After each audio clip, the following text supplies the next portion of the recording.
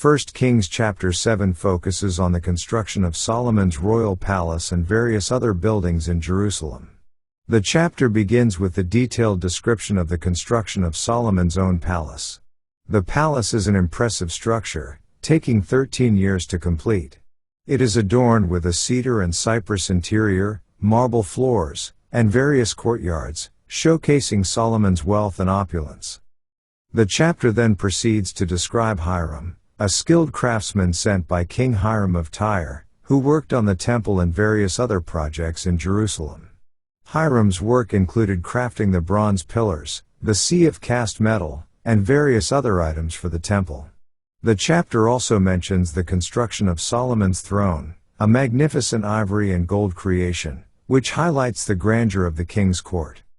The chapter goes on to detail the construction of the temple and palace's various furnishings, including the bronze altar, basins, lampstands, and other vessels used in the worship and administration of the temple. These descriptions underscore the dedication and precision involved in Solomon's building projects. 1 Kings chapter 7 serves to illustrate the grandeur and prosperity of Solomon's reign, showcasing the opulence of his palace and the magnificent craftsmanship that went into the construction of the temple and its furnishings. It underscores the wealth and skill available during his rule, further emphasizing the prestige and influence of Solomon's kingdom in the ancient world.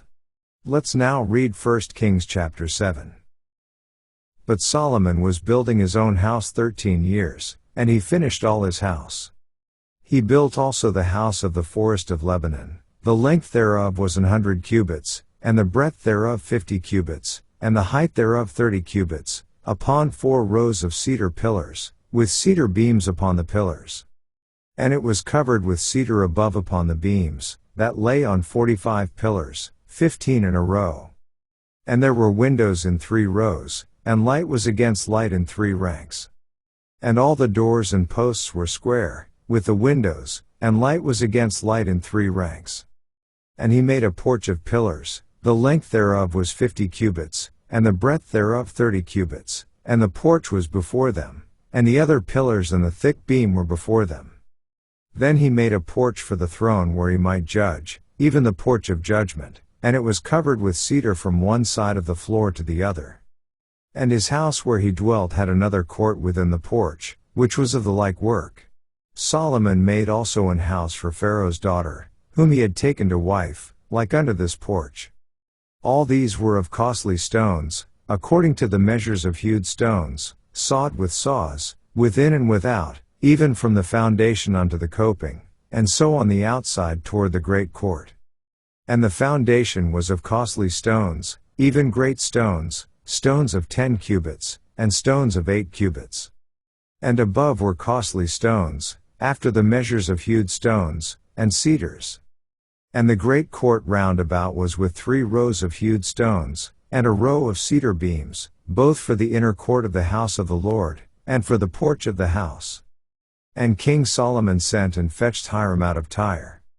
He was a widow's son of the tribe of Naphtali, and his father was a man of Tyre, a worker in brass, and he was filled with wisdom, and understanding, and cunning to work all works in brass. And he came to King Solomon, and wrought all his work. For he cast 2 pillars of brass, of 18 cubits high apiece, and a line of 12 cubits did compass either of them about. And he made 2 chapiters of molten brass, to set upon the tops of the pillars. The height of the one chapiter was 5 cubits, and the height of the other chapiter was 5 cubits. And nets of checker work, and wreaths of chain work, for the chapiters which were upon the top of the pillars, 7 for the one chapiter, and 7 for the other chapiter. And he made the pillars, and 2 rows round about upon the one network, to cover the chapiters that were upon the top, with pomegranates, and so did he for the other chapiter. And the chapiters that were upon the top of the pillars were of lily work in the porch, 4 cubits, and the chapiters upon the 2 pillars had pomegranates also above, over against the belly which was by the network, and the pomegranates were 200 in rows round about upon the other chapiter.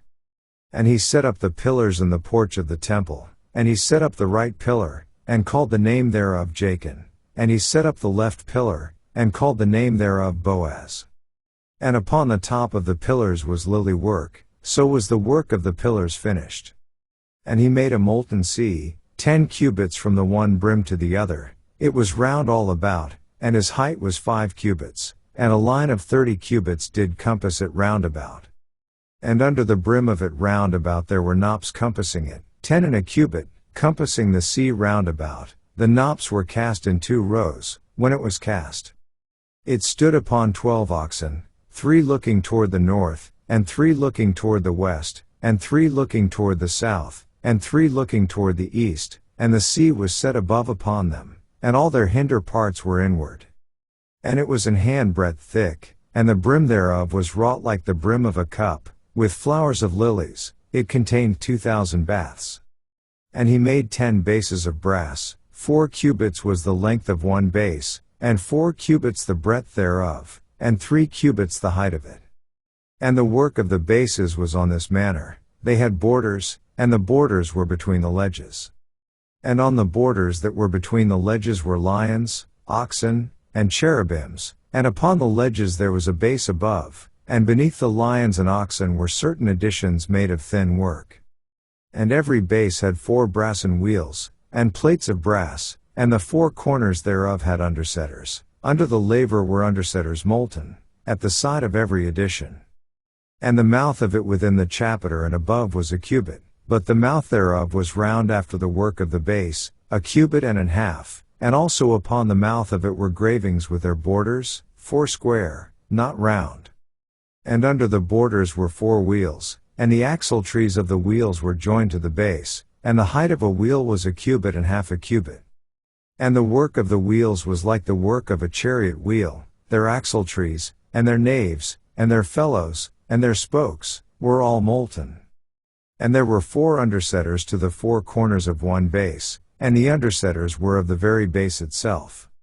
And in the top of the base was there a round compass of half a cubit high, and on the top of the base the ledges thereof and the borders thereof were of the same. For on the plates of the ledges thereof, and on the borders thereof, he graved cherubims, lions, and palm trees, according to the proportion of every one, and additions round about. After this manner he made the 10 bases, all of them had 1 casting, 1 measure, and 1 size. Then made he 10 lavers of brass, 1 laver contained 40 baths, and every laver was 4 cubits, and upon every one of the 10 bases 1 laver. And he put 5 bases on the right side of the house, and 5 on the left side of the house, and he set the sea on the right side of the house eastward over against the south. And Hiram made the lavers, and the shovels, and the basins. So Hiram made an end of doing all the work that he made King Solomon for the house of the Lord. The 2 pillars, and the 2 bowls of the chapiters that were on the top of the 2 pillars, and the 2 networks, to cover the 2 bowls of the chapiters which were upon the top of the pillars. And 400 pomegranates for the 2 networks, even 2 rows of pomegranates for 1 network, to cover the 2 bowls of the chapiters that were upon the pillars. And the 10 bases, and 10 lavers on the bases. And 1 sea, and 12 oxen under the sea. And the pots, and the shovels, and the basins, and all these vessels, which Hiram made to King Solomon for the house of the Lord, were of bright brass. In the plain of Jordan did the king cast them, in the clay ground between Succoth and Zarthan. And Solomon left all the vessels unweighed, because they were exceeding many, neither was the weight of the brass found out. And Solomon made all the vessels that pertained unto the house of the Lord, the altar of gold, and the table of gold, whereupon the showbread was. And the candlesticks of pure gold, 5 on the right side, and 5 on the left, before the oracle, with the flowers, and the lamps, and the tongs of gold. And the bowls, and the snuffers, and the basins, and the spoons, and the censers of pure gold, and the hinges of gold, both for the doors of the inner house, the most holy place, and for the doors of the house, to wit, of the temple. So was ended all the work that King Solomon made for the house of the Lord.